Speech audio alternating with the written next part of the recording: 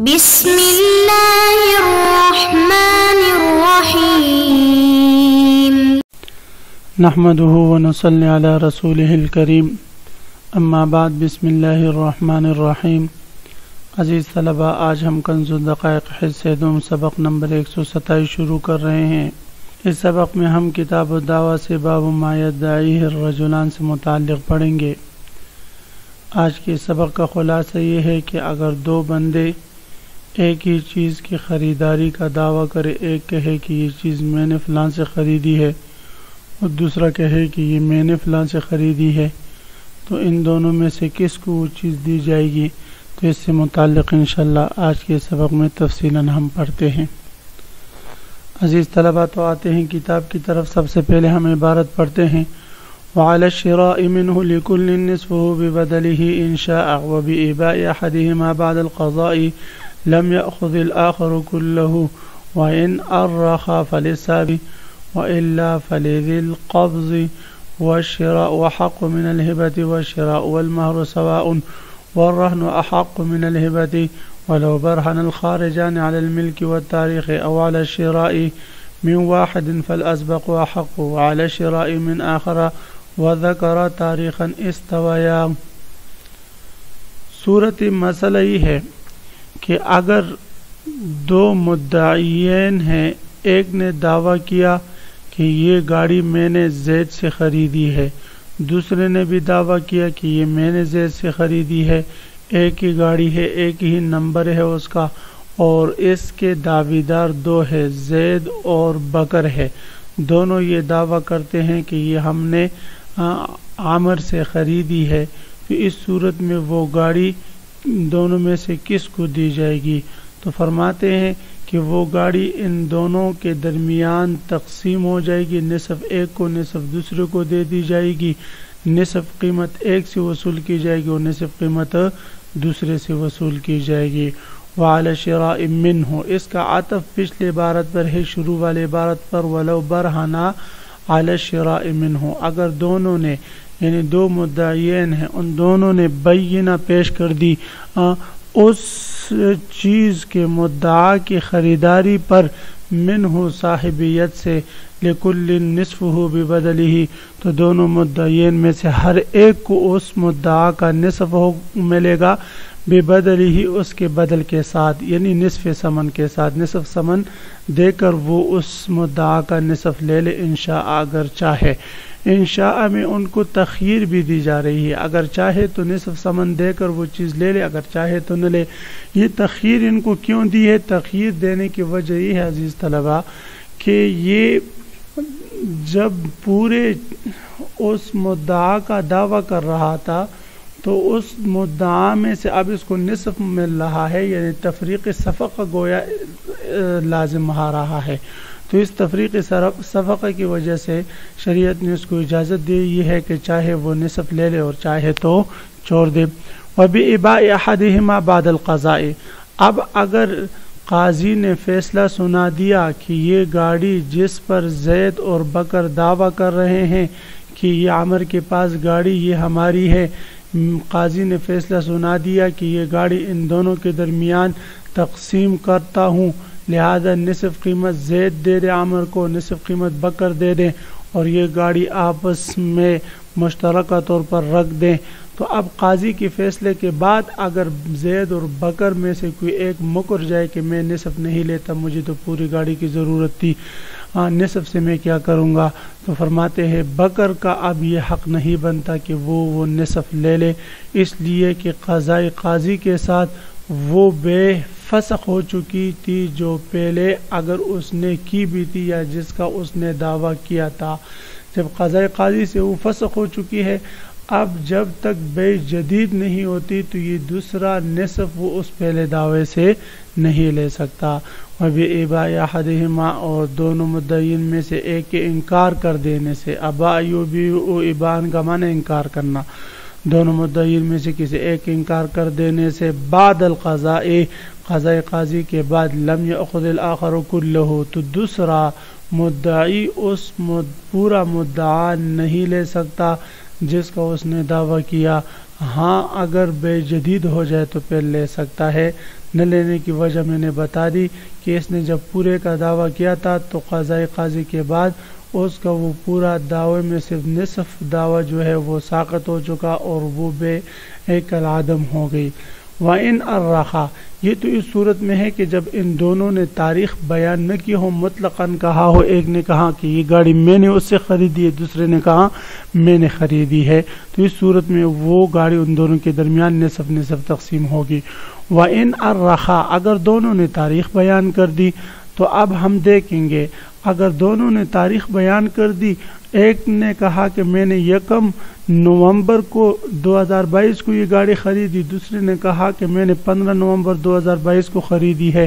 فَلِلسَّابِقِ، تو جس نے پہلی تاریخ بتائی تو اسی کے حق میں فیصلہ ہو جائے گا، یعنی 1 نومبر 2022 کے بارے میں جس نے کہا تو اسی کے حق میں فیصلہ ہو جائے گا۔ وَإِلَّا فَلِذِي الْقَبْضِ، اور اگر دونوں نے تاریخ بیان نہ کی یا بیان کی لیکن دونوں کی تاریخ برابر ہو، دونوں نے 1 نومبر 2022 کو خریداری کا دعویٰ کیا، تو فرماتے ہیں فَلِذِي الْقَبْضِ، اس صورت میں ہم دیکھیں گے کہ وہ گاڑی اگر ان دونوں مدعیین میں سے کسی ایک کے قبضے میں ہو تو اسی کا بینہ معتبر ہوگا، وَإِلَّا فَلِذِي الْقَبْضِ،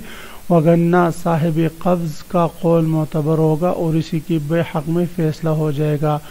وَالشِّرَاءُ أَحَقُّ مِنَ الْهِبَةِ، اب یہاں سے مصنف علیہ الرحمہ ایک اور مسئلہ ذکر فرما رہے ہیں۔ صورت مسئلہ یہ ہے کہ زید نے دعویٰ کیا کہ عامر کے پاس یہ جو گاڑی ہے یہ میں نے خریدی ہے،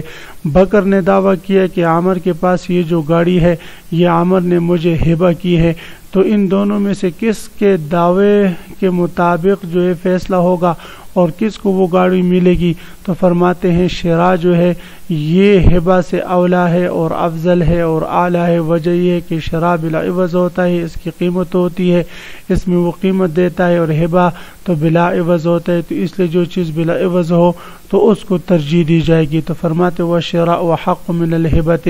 اگر دونوں مدعین میں سے ایک شراء کا اور دوسرا ہبہ کا دعویٰ کرتا ہے تو شراء یہ ہبہ سے زیادہ حق برحق ہے اور زیادہ اولا ہے، تو لہذا شراء کے مدعی کے حق میں فیصلہ ہو جائے گا۔ لیکن عزیز طلبہ یہ اس صورت میں ہے کہ جب ہبہ بلا عوض ہو۔ اگر ہبہ بلا عوض ہو، مثلا زید کہتا ہے کہ یہ عامر سے میں نے خریدی ہے، بکر کہتا ہے کہ عامر نے مجھے یہ گاڑی ہبہ کی ہے اور میں نے اس کے بدلے میں اس کو موٹر سائیکل یا کوئی اور گاڑی دی ہے، یعنی ہبہ بلا عوض کیا ہے؟ تو ہبہ بلا عوض اور شراء یہ دونوں برابر ہے۔ اس صورت میں اگر ہبہ بالعوض کا دعویٰ کرے ایک اور دوسرا شراء کا دعویٰ کرے تو پھر ہم شراء کو ترجیح نہیں دیں گے، دونوں عقد بالعوض ہے، لہذا اس میں پھر وہی سابقہ 3 صورتیں چلے گی۔ اگر دونوں نے تاریخ بیان کر دی تو سابق تاریخ جو بیان کرے گا اس کے بینہ معتبر ہوگا، اگر دونوں نے تاریخ بیان نہیں کی وہ چیز ان دونوں کے درمیان نصف نصف تقسیم ہو جائے گی، اور اگر دونوں نے تاریخ تو بیان کی لیکن ایک کے قبضے میں وہ چیز ہے تو جس کے قبضے میں ہے تو اس کو وہ چیز دے دی جائے گی۔ تو اسی طرح یہاں پر بھی پھر یہ 3 صورتیں چلے گی۔ وَالشِّرَاءُ وَالْمَهْرُ سَوَاءٌ، اب یہاں سے ایک اور مسئلے کی طرف اشارہ فرما رہے۔ صورت مسئلہ یہ ہے کہ ایک مدعی نے کہا کہ یہ چیز میں نے عامر سے خریدی ہے، بکر نے کہا کہ یہ چیز تو یہاں پر، اور فاطمہ نے کہا کہ یہ جو عامر کے پاس گاڑی ہے یہ تو میری مہر میں اس نے مجھے دی ہے۔ تو اب ایک نے شراء کا دعویٰ کیا، دوسرے نے مہر کا دعویٰ کیا، تو اس صورت میں کس کو ترجیح دی جائے گی؟ تو فرماتے شراء اور مہر دونوں ایسے عقود ہیں جو عقود بالعوض ہیں، لہذا دونوں برابر ہیں، کسی ایک کے بینہ کو ترجیح نہیں دی جائے گی۔ ہم دیکھیں گے وہی 3 صورتیں ہم اس میں جاری کریں گے۔ اگر کسی نے تاریخ بیان کی اسبق تاریخ کو ترجیح دی جائے گی، اگر تاریخ بیان نہ کی ہو تو جو صاحب ید ہے اس کو ترجیح دی جائے گی، اگر صاحب ید نہیں ہے تو وہ چیز ان دونوں کے درمیان تقسیم ہو جائے گی۔ وَالشِّرَاءُ وَالْمَهْرُ سَوَاءٌ، خریداری کا دعویٰ اور مہر کا دعویٰ یہ دونوں برابر ہے، لہذا کسی ایک کو دوسرے پر ترجیح نہیں دی جائے گی۔ والرہن احق من الہبۃ، اب صورت مسئلہ یہ ہے کہ بکر نے کہا کہ یہ جو گاڑی ہے عامر کے پاس، یہ میں نے اس کے پاس بطور رہن، اور زید کہتا ہے کہ عامر کے پاس یہ جو گاڑی ہے یہ میں نے اس کو ہبہ کیا ہے۔ تو اب رہن اور ہبہ میں سے کس کے دعویٰ پر جو دونوں کے دعووں پر اگر بینہ ہوں تو کس کے دعوے کو ترجیح دی جائے گی؟ تو فرماتے ہیں رہن کے دعوے کو ترجیح دی جائے گی۔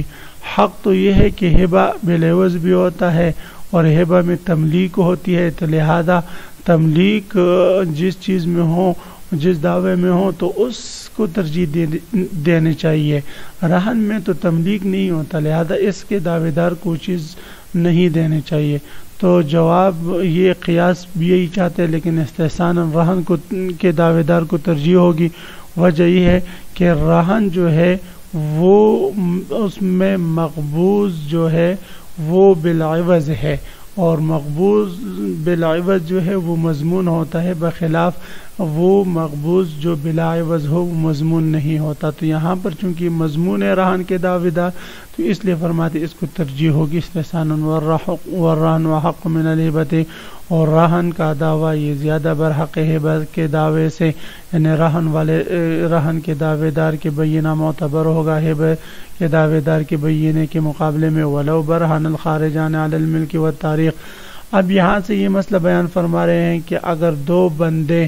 ایسے ہیں کہ جن کے قبضے میں وہ چیز نہیں، مدعا نہیں، ان دونوں نے بینہ پیش کر دی علی الملک، اس مدعا کی ملکیت پر، ایک نے کہا کہ یہ میری ملکیت ہے، دوسرے نے کہا یہ میری ملکیت ہے، یعنی یہاں پر سبب ملکیت ذکر نہیں ہے، مطلقاً ملکیت کا دعویٰ کر دیا۔ ایک نے کہا کہ یہ گاڑی میری ملکیت ہے، دوسرے نے کہا کہ یہ میری ملکیت ہے،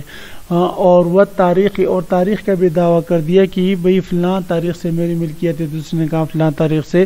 میری ملکیت ہے۔ او علی الشراء، یا دونوں نے بینہ پیش کر دی کسی چیز کی خریداری پر، ایک نے کہا کہ یہ میں نے خریدی ہے، دوسرے نے کہا کہ یہ میں نے خریدی ہے، من واحد، ایک ہی شخص سے خریداری کا دعویٰ کرے، تو فالاسبق وحق، تو جو ان میں سے پہلے خریداری یا پہلے جو ہے ملکیت کا دعویٰ کرے گا تو اسبق کو ترجیح ہوگی۔ وعلی الشراء من آخر، اسی طرح اگر کوئی شخص بینہ پیش کر دے، خارجین بینہ پیش کر دے کہ یہ چیز انہوں نے فلاں سے خریدی ہے، ایک نے کہا کہ میں نے زید سے خریدی، دوسرے نے کہا میں نے بکر سے خریدی ہے،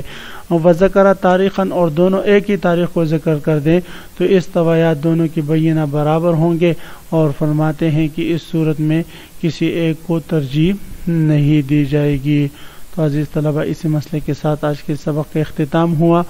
ہم نے ایک ہی چیز پر دو بندوں کے دعوے کی مختلف صورتیں پڑھی، شراء کا دعویٰ ہو یا رہن کا دعویٰ ہو یا ہبہ کا دعویٰ ہو یا مہر کا دعویٰ ہو، تو اس میں مختلف صورتیں پڑھی اور ہر حکم اور ہر صورت کا حکم پڑھا۔ آپ حضرات اس سبق کو خوب غور سے سنیں، سمجھیں اور یاد کرنے کی کوشش کریں۔ اللہ ہم سب کا حامی و ناصر ہو۔ آمین۔ وآخر دعوانا ان الحمد للہ رب العالمین۔